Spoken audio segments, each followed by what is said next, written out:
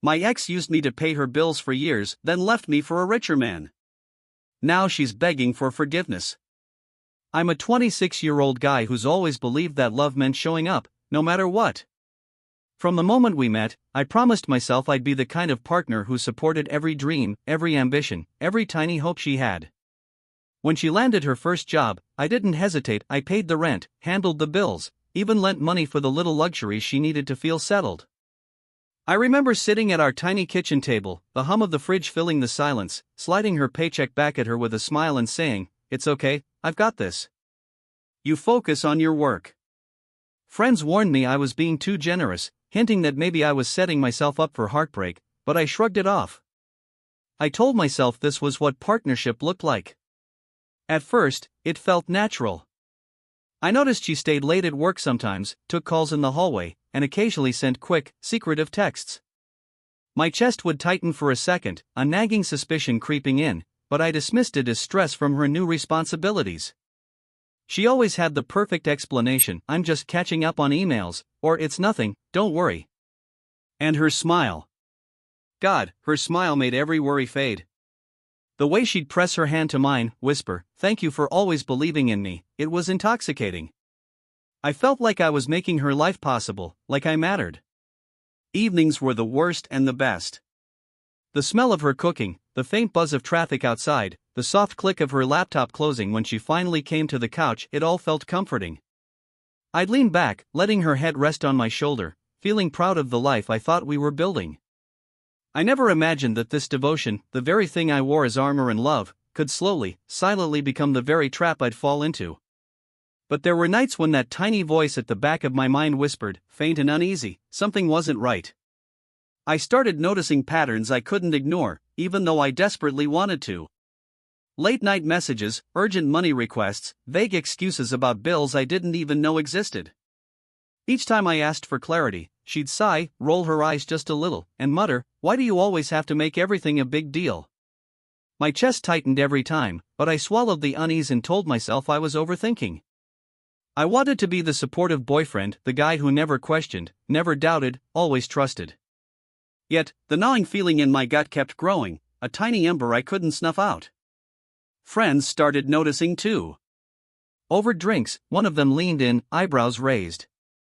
"Dude, you're doing way too much for her. Doesn't it feel weird?" I forced a laugh, waving them off, pretending I hadn't felt the same gnawing worry for weeks. Still, their words echoed in my mind as I walked home later, the city lights flickering on the wet pavement like tiny warnings I refused to read. She'd act affectionate, but something in her eyes had shifted. I remember one evening, the smell of her perfume mingling with the faint aroma of coffee from the mug she held, as she said, "I don't know what I'd do without you, seriously." My heart swelled, but a shadow flickered across her expression, a subtle avoidance when our eyes met. That fleeting look of something I couldn't name made my stomach twist. Even the small joys began to feel laced with tension. Cooking dinner together, the clink of utensils, her laughter, it all felt like a performance, and I was both the audience and the fool. I wanted to believe, needed to believe, that everything was fine, that she loved me the way I loved her. But the truth was, I couldn't shake the feeling that the foundation I thought we had was starting to crack. And then, one day, I found a text on her phone from someone I didn't know, familiar warmth gone cold in an instant, leaving my chest hollow. By the time 2 years had passed, I realized I was funding almost everything, her apartment, groceries, even vacations we took together. Every time she mentioned something she needed, I said yes without hesitation. I remember sitting on the balcony one night, the hum of the city below, feeling the cool breeze on my face, and thinking, I'm doing this out of love. She appreciates me. But appreciation wasn't what I was getting. I started noticing the subtle signs. She'd flash her phone screen away when I walked by, the expensive new outfits she claimed were gifts from work, and the casual way she mentioned her coworker who always offered her a ride home. "Babe, how did you afford that dress?" I asked one evening, trying to keep my voice calm as the scent of her perfume mixed with dinner simmering on the stove. She shrugged, a little smirk playing on her lips. "Oh, just a little bonus at work," she said, tossing the explanation like it was nothing. My chest tightened. I wanted to believe her, but something in the way she avoided my gaze set off alarms I could no longer ignore. Even our quiet nights together started to feel tense. The soft glow of the living room lamp, the gentle ticking of the clock, and the warmth of her shoulder against mine, all of it felt like a performance, a carefully constructed illusion I had bought into. I started feeling resentment bubble up, the love I poured out now mingling with frustration and fear. And yet, I stayed. I stayed because I didn't want to admit that the woman I trusted could be using me, that every sacrifice I'd made might have been for nothing. I kept convincing myself that the money, the late nights, the nagging doubt, it was all worth it for love. But one night, as I looked at her laughing at a message on her phone, leaning closer to the glow of the screen than to me, I felt it, the first real pang of betrayal, sharp and unmistakable, slicing through everything I thought I knew. It started getting harder to ignore the signs. I noticed messages from unknown numbers lighting up her phone late at night, calls she quickly ended when I walked into the room, the way she'd glance around before typing a reply. One evening, the smell of her candle filling the living room, I asked gently, "Who was that on the phone just now?" She rolled her eyes, a practiced sigh escaping her lips, and said, "It's just work stuff. Why do you always have to make everything a problem?" My chest sank, but I swallowed the pit in my stomach and nodded. I wanted so badly to trust her, to believe that my devotion wasn't being taken advantage of. Friends started dropping hints again, subtle warnings I tried to laugh off. "Bro, you really should be careful. It feels like she's taking more than she's giving," one of them said, leaning on the bar counter, a flicker of concern in his eyes. I forced a smile, the bitter taste of worry already creeping into my throat, and muttered, "Nah, she's fine. I've got this." But inside, the doubts were growing louder, echoing in every quiet moment alone at night. Even the small moments of intimacy began feeling hollow. The faint buzz of her laptop shutting down, the soft clink of mugs in the kitchen, the way the sunlight hit the living room in the morning, all of it carried a sense of distance, as though she was somewhere else even when she was physically next to me. I caught myself staring at her hands, wondering if the warmth I felt was real or just a shadow of what used to be. Then came the subtle shift in her behavior, the way she'd dress more extravagantly, talk about trips without telling me how she paid for them, laugh at jokes I didn't understand. My mind kept screaming warnings I refused to hear. And yet, I stayed, clinging to hope that love would explain it, that I wasn't missing something obvious, until one day, I saw the messages. Messages that made my blood run cold and left me staring at the screen, numb, questioning everything. It was late at night when I accidentally saw them, messages on her phone from a man I didn't know. My stomach dropped, the room spinning slightly as the words hit me like a punch: gifts, intimate jokes, plans she'd never mentioned. I sat frozen on the edge of the couch, the dim glow of the streetlights filtering through the blinds, the faint hum of the refrigerator suddenly deafening. Everything I'd done for her, all the rent, the bills, the money I'd lent, flashed through my mind, and a sinking realization took hold: I'd been funding someone else's life, someone she cared more about than me. I confronted her immediately, my voice trembling despite my effort to stay calm. "Who is he? What are these messages?" I held her phone between us, the screen casting sharp light across her face. She looked at me for a moment, her eyes cold and unflinching, then shrugged, almost casually. "It's nothing serious.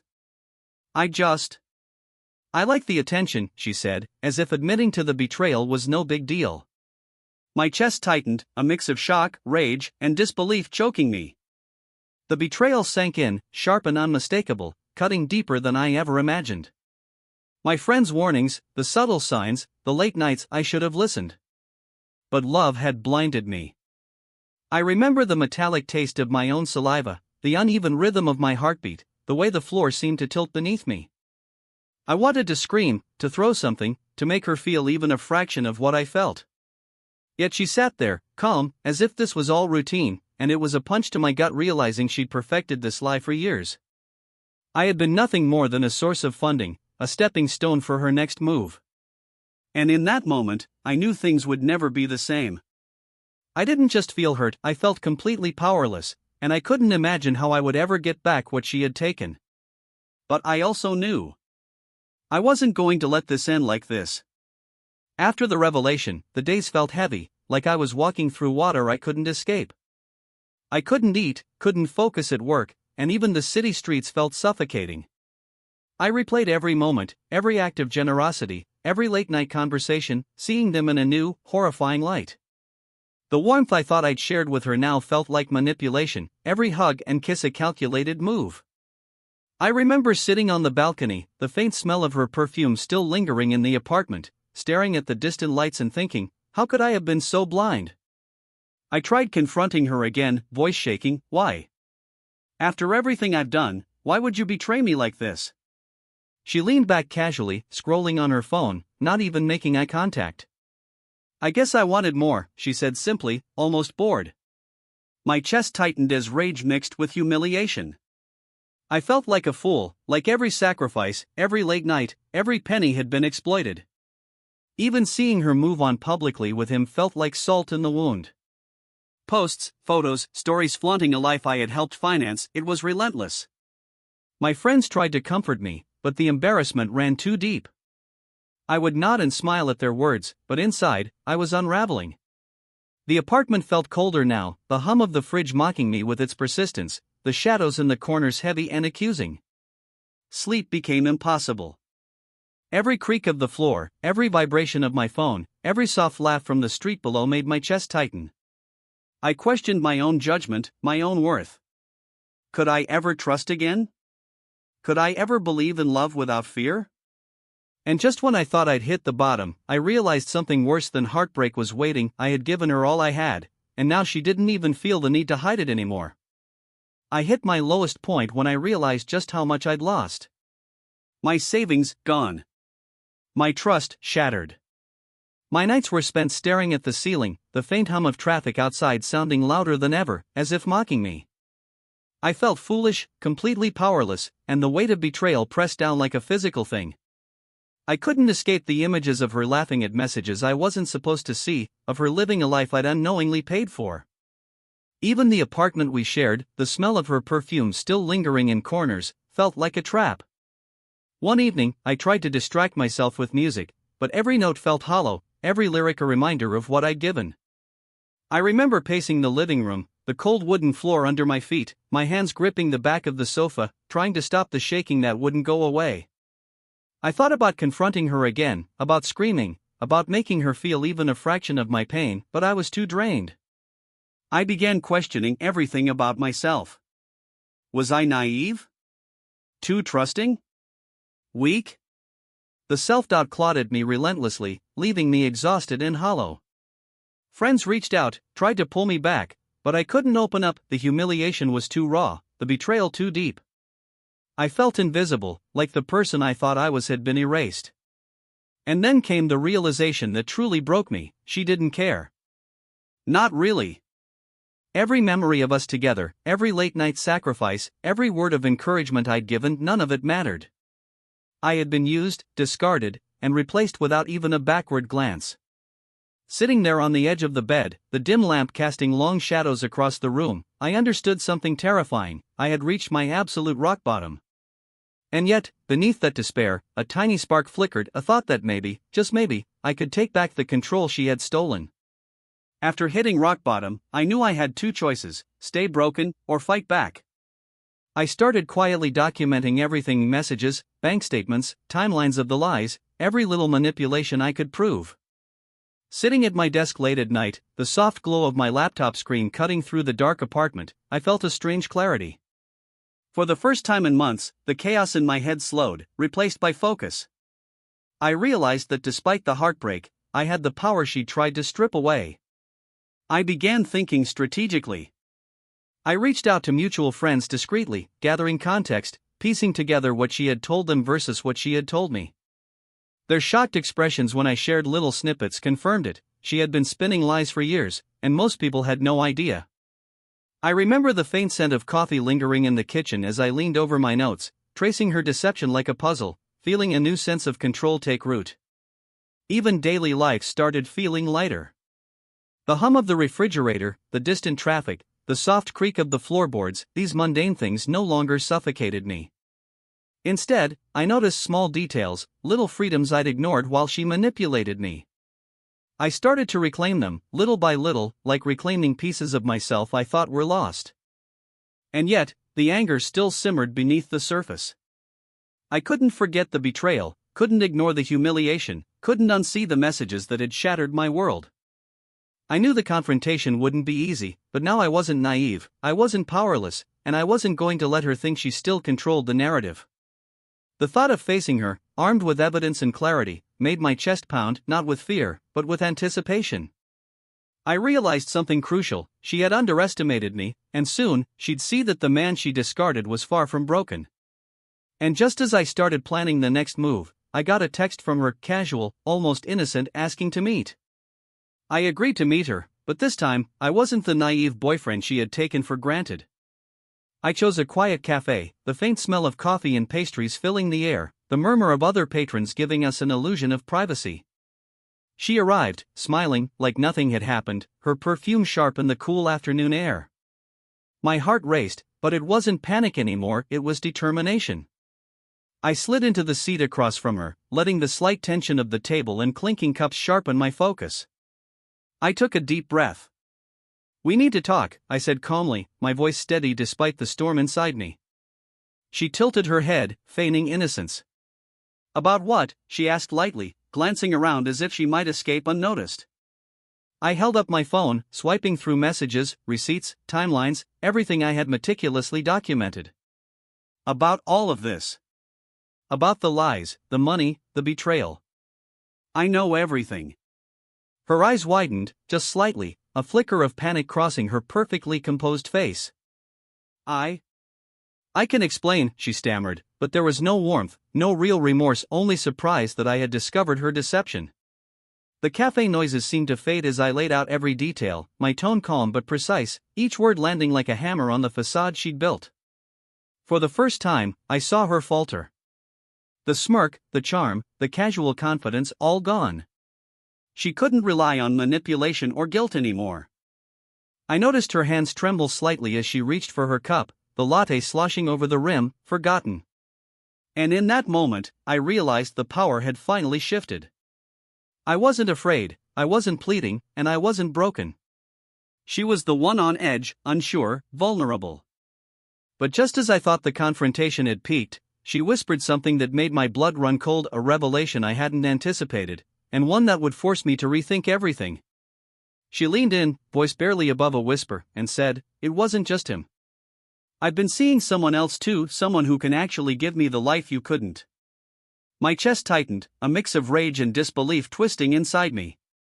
The hum of the cafe, the faint clatter of dishes, all seemed to fade, leaving only her words echoing in my head. For years, I had poured myself into her life, funding her comfort, sacrificing my own, and now I realized I had been nothing more than a stepping stone for multiple people. I stayed silent for a moment, letting the weight of the betrayal sink in. Her perfume, normally comforting, now felt like a warning, sharp and acrid. The latte she had spilled earlier was cold, a small symbol of the chaos she had left behind. I remembered the late nights, the bills, the constant worry, and every single act of love I had given her. It had all been weaponized against me. "Do you even feel anything?" I finally asked, my voice low but cutting. She shrugged, leaning back in her chair, smirk returning, though weaker this time. "I don't owe you anything," she said. My fists clenched, the sound of my nails digging into my palms grounding me in reality. I felt the surge of power rising inside me, not from anger, but from the clarity I had fought so hard to regain. I knew exactly what to do. I had the proof, the timeline, and the friends who had witnessed pieces of her lies. I wouldn't be the victim anymore. Every text, every bank transfer, every manipulation, I could use it to reclaim my dignity, to make sure the truth was seen, and to ensure she never underestimated me again. And as I walked out of that cafe, the afternoon sun warm on my face, I realized that this confrontation was just the beginning. The payoff, the moment of real justice, was coming. I decided to cut all ties completely. Every message blocked, every account closed, every shared memory erased. I remember the click of my phone as I blocked her for the final time, the soft hum of the device signaling a small, but satisfying, victory. I felt a weight lift from my shoulders, the tension that had clung to me for months finally easing. Friends checked in, their voices warm over the call, saying things like, "You did the right thing," and for the first time, I let myself believe it. Her attempts at apology began almost immediately, texts filled with regret and pleas, but I couldn't take them seriously. The sound of her words, once comforting, now grated against my nerves, hollow and meaningless. I could feel the power in my hands now, control that had been absent for so long. No longer was I the desperate, manipulated boyfriend, I was calm, deliberate, and unbothered by her antics. I started documenting everything for my peace of mind. Messages, receipts, notes, I kept them not as a weapon, but as a shield, proof that I had survived and reclaimed myself. Sitting at my desk, the faint aroma of coffee from the mug beside me, I felt something I hadn't in a long time: safety, control, and clarity. I knew I wouldn't let her drama seep back into my life. I would not chase her apologies or validate her excuses. My silence became a statement, a declaration of independence.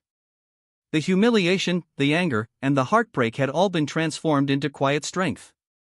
And as I finally leaned back in my chair, the sunlight streaming through the window warming my face, I realized something profound: this wasn't just closure, it was empowerment. But deep down, a tiny voice whispered that the final chapter, the ultimate sense of justice, was yet to come. Months later, I started rebuilding my life, piece by piece. I moved into a new apartment, filled it with things that made me happy: books I had ignored, plants I'd always wanted, the faint scent of fresh coffee in the mornings.